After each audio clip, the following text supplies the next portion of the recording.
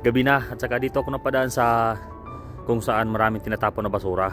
At saka meron ako nakita chinggudol. Sana maganda pa to at sana ayos pa to. Para maganda kasi, tingnan nyo chinggudol ah.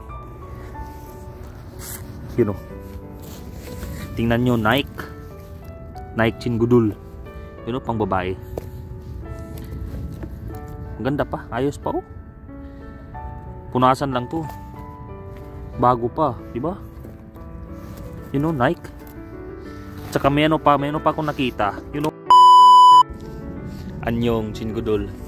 So, alas 5 kanina, umalis ako sa dorm. Kasi yun lang din yung time na pag-out namin. At saka lumabas ako kasi may binili akong ano, itlog doon sa grocery store na malapit sa amin. At saka pagbalik ko dito chinggudol, nakabisikleta kasi ako eh.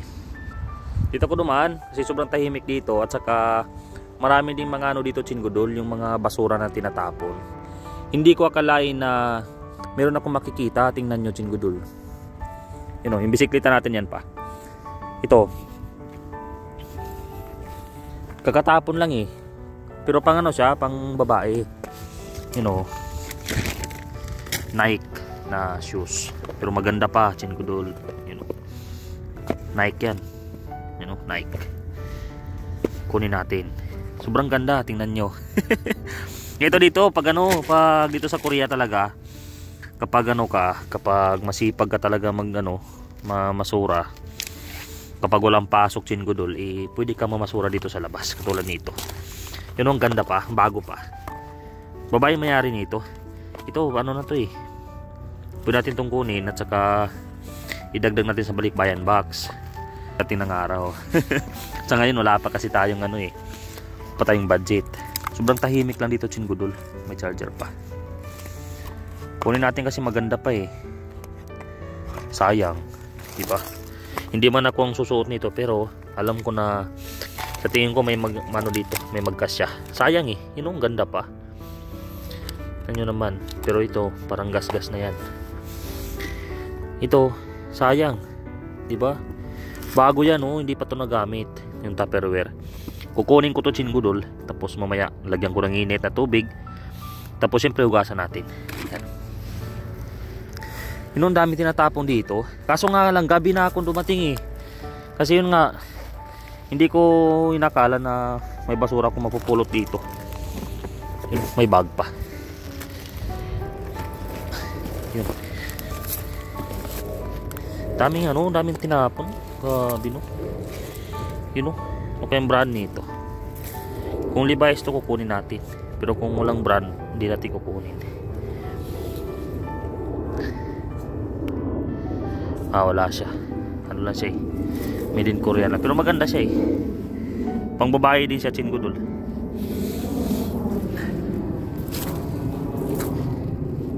Marami din mga ano dito.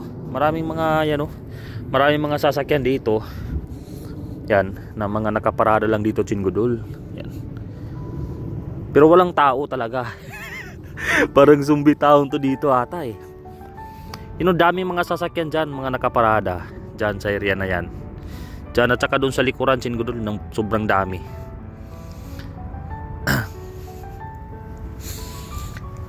Ano kaya to dito? Uy, ano to?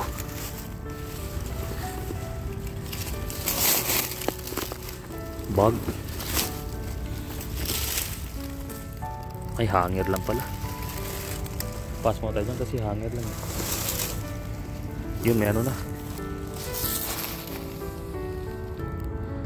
Yun, area dito. May sasakyan kasing darating eh. Kunin ko to, dadalhin ko to. Kasi sayang chinggudol. Kinuha ko na. Kasi sayang siya eh. Bisikleta natin, yan. Dito kasi ako palagi dumadaan talaga. Kasi yun, palagi ko nung ano dito, palagi may tinatapon. Yun nga lang, minsan huli talaga ako chinggudol kasi hindi lang ako dito yung namamasura dito. Sobrang dami din ng mga foreigner. At saka yung mga Korean din. Hindi lang foreigner. So yun. Pa-uwi na tayo chinggudol doon sa ating ano, dormitory. Silip lang muna tayo dito sa kabila. Baka meron. Pero sobrang linis kasi. Sa gabi na. Kailangan natin umuwi na lang Chingodol. Siguro next week. Uwi tayo dito next week. Balik tayo. Diba? Ganito dito Chingodol. Ako dito talaga kapag walang overtime minsan. Pero ngayon kasi sobrang lamig eh. Lumabas lang talaga ako ngayon kasi may binili ako. Naubusan kasi ako ng ano, yung snack. Kasi pag umaga, hindi talaga kumakain ng kanin Chingodol. Tapos itlog lang yung ano ko, yung nilagang itlog lang tapos kape. Kaya yun, naubusan ako ng ano, stock na itlog. Kaya bumili ako. Yun, tamang-tama din dito ako dumaan. Sayang eh, di ba? Ang ganda pa noon yung sapatos na nakuha ko. You know?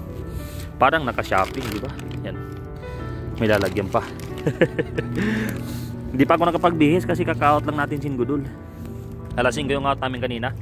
Saka wala kaming overtime. Siguro sana next month magkaroon na kami ng overtime Chingodol. Nasa ganun naman may ano kami. Kasi malaking tulong na rin yung overtime eh. Kasi isang oras dito napakalaki na. Kung tutuusin. Diba? 600 pesos. Sobra 600. Lagpas ng 600 yung isang oras na overtime dito. So kapag nag-overtime ka dito ng 2 oras, automatic na yung 1,300 mo, di ba? Ang laki na noon, Chingodol. Kaya ako sa mga nagbabalak, sa mga aspirant dyan sa Pilipinas, kung gusto nyo man na pumunta dito sa Korea upang magtrabaho, ang gawin nyo lang is mag-aral kayo Chingodol. At saka ipasa nyo yung IPSAPIC exam, ipasa nyo yung medical. Automatic yan, magkakaroon kayo ng chance sa 100% na magkaroon ng employer papunta dito sa Korea. So yun lang Chingodol. Medyo gabi na eh. Tsaka malamig.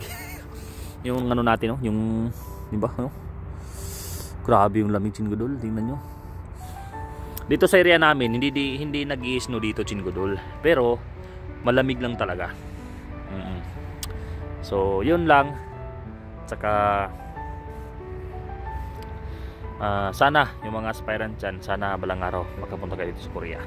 Pa-follow ng page natin Chingodol, Chingo Daniel in Korea, at saka sa YouTube natin Chingo Daniel. Sa TikTok Chingo Daniel in Korea. So yun lang Chingodol, salamat sa support at saka sa panonood ng ating mga vlog. So God bless, at saka ingat, advance Merry Christmas. Annyeong.